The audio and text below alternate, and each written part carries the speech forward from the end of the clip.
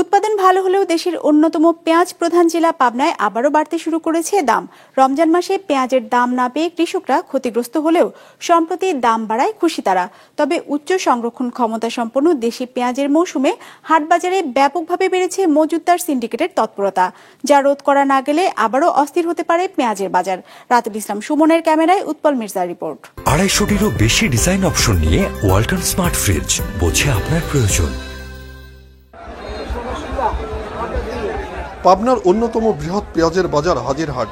রোজার মাসে যে পেঁয়াজের দর ছিল মন প্রতি 1000 থেকে 1100 টাকা, মাত্র 20 দিনের ব্যবধানে সে পেঁয়াজ বিক্রি হচ্ছে 1800 টাকা থেকে 2100 টাকা দরে। রমজান মাসে পেঁয়াজ বিক্রি করে ক্ষতিগ্রস্ত হলেও এখন দাম বাড়ায় খুশি কৃষকেরা। সার বিষয় কীটনাশকের দাম হিসেবে মনে করেন 2000 টাকা হলে কোনো মতন বাঁচবো। প্রথমে বেশি 1100 করি, তো আমার তো লিভার খরচ আসে না, লিভার দাম হলে 1000 টাকা 1100 টাকা, তাহলে পরে আমার পড়তে হয় কি করি। বেশি যে এখন 2000, 2300, 2200 কিনতেছে। তবে পেঁয়াজ প্রধান অনেক হাট বাজারে কমে এসেছে আমদানি। যোগান যতই কমছে ততই বাড়ছে পেঁয়াজের দাম। যেমন আমদানি হইতে অতখানি আমদানি নাই, অর্ধেক। আগে যদি 20-50 গাড়ি হইতে এখন হচ্ছে 25 গাড়ি।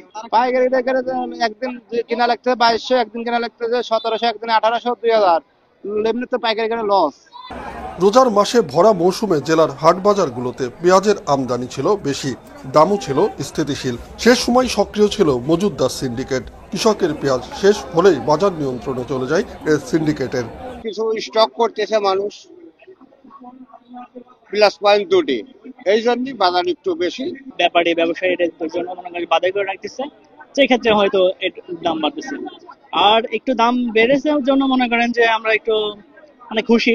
ব্যাপারী বাজার দরে কেনে, ওরা ওদের মোকাম মতো বেচে।